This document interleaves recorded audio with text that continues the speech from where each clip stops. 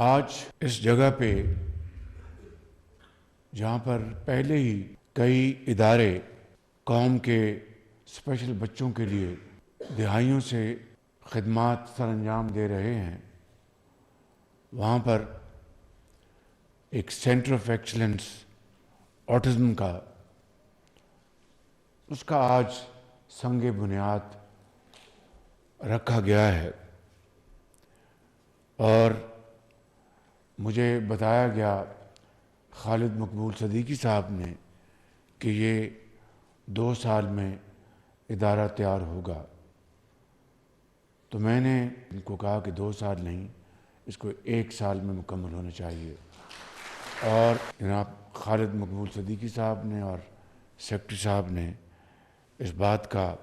وعدہ کیا کہ انشاءاللہ یہ ادارہ 1 سال میں مکمل ہو جائے گا۔ خواتین و حضرات، ہمارے ملک کے اندر جو اس قوم کے اسپیشل بچے ہیں، ہمارے بچے ہیں، اگر وہ کسی ایک